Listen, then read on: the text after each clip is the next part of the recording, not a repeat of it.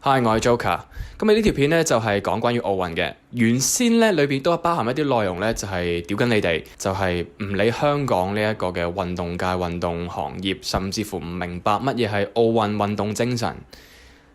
但係咧，事關我禮拜日拍啦，突然間禮拜一同禮拜三，即係今日我拍攝呢一個嘅 intro 嘅時間呢，我哋就有兩牌，仲要係金同銀添。所以先呢，就恭喜呢個張家朗同何詩蓓先啦。咁希望咧陸續有牌再繼續嚟啦。就因為呢兩個牌啦，再加埋球衣事件啦，令到香港人突然好注視咧呢個奧運項目，甚至乎係注視埋香港運動員嘅。咁變相咧，我屌緊你哋嘅嘢咧，呢一刻啊，我原先未剪走嘅內容咧，就突然唔成立。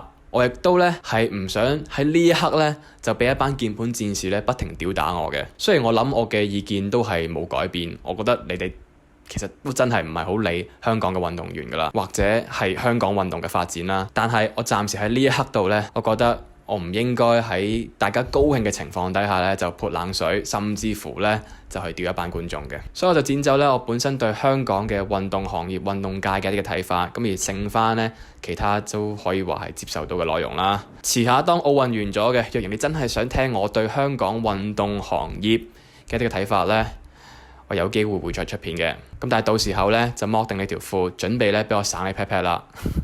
因為咧我屌撚你班觀眾嘅。咁點解我有呢一個嘅能力去屌你咧？冇㗎，我中意咯。Anyways，希望你中意嚟緊呢條片。我知道咧好多人係為咗支持咧香港嘅選手咧，先至會去睇呢一個東京奧運嘅。咁亦都覺得咧係一個唔錯嘅理由嚟嘅。但係每逢奧運啊，都會有呢一個嘅重點話題咧，就喺外國嗰邊討論。咁點解話外國呢？就因為我香港我都未聽過人去講呢一啲嘅話題，就係究竟啲奧運選手有冇做愛？冇錯，有冇搏嘢？Why the fuck do you care? The athletes don't get dick.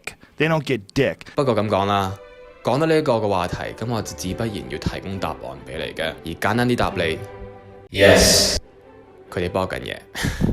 但係你唔需要理佢哋搏唔搏嘢，你係唔需要擔心奧運選手究竟有冇戴安全套呢？就係搏嘢嘅。因為好簡單，同你講句，冇一個奧運選手呢，就係想臨出賽之前先搞大個套。每一個奧運選手去到比賽嘅時候，佢哋腦裏邊唔係諗緊我去呢個奧運村嗰陣時候，究竟可以食幾多女，食幾多仔。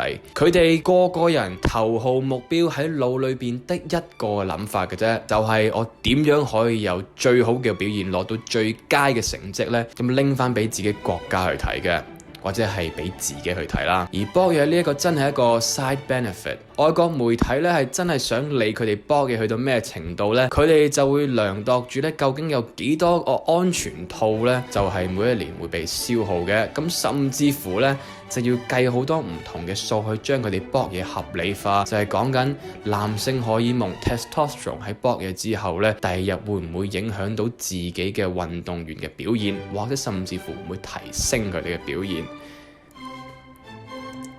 Again，why the fuck do you care？ 你要理嘅，不如理下今年2020年東京奧運佢哋奧運村提供嘅安全套夠唔夠大先啦？嗱，我唔係講緊日本牌子嘅安全套本身唔夠大，而係講緊本身用日本牌子安全套嘅人都唔係特別大。我唔知自己想講乜嘢。其實我明點解我哋咁介意呢，就係知道呢啲運動員究竟有冇搏嘢嘅。咁因為我哋妒忌，妒忌可能係太重嘅講法啦。我哋羨慕呢一啲奧運選手擁有頂尖人類嘅體格。你想象到佢哋每次做愛啊，都可以有加藤鷹同埋清水健咁樣嘅體能同埋操作。佢哋去到呢個奧運村，可以同各個唔同嘅地方切磋。3P、4P、5P， 你諗到幾多 P， 你有幾鹹濕，你都可以講到出嚟。但係如果大型媒體咧，淨係注視於咧呢啲奧運選手嘅下體，甚至乎係樣貌咧，作為一個前運動員嘅我，都會感覺到係幾侮辱嘅。試想像你長年累月喺台下練咗10年嘅功，上到台上佢第一樣討論嘅嘢唔係你嘅表現，而係你嘅樣。咁我心諗，我練嚟做乜撚嘢呢？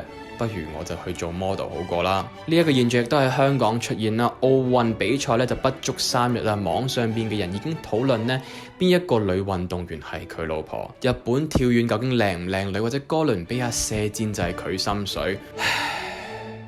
大哥，呢一個係奧運而唔係選美啊！調翻轉嚟講，我哋亦都笑呢一啲運動員樣衰。我唔係對我哋偉大嘅祖國特別有好感，但係就係望住啲網民不停喺度笑緊呢舉鐵嗰啲嘅女選手。其實作為選手佢哋又做錯啲乜嘢呢？佢哋只不過想喺台上邊就係表現好最好嘅自己，佢哋根本就唔係想嚟選美。因為奧運唔係一個選美嘅節目，而係一班熱血嘅運動員表現自己最好一面嘅大舞台。撇除任何政治嘅因素，其實每一個運動員個別都有佢哋自己努力同辛苦一面。所以希望大家唔好將你嘅注視放喺佢嘅樣貌上面，而喺佢實力上面。我要講嘅就係咁多，下次再見，拜。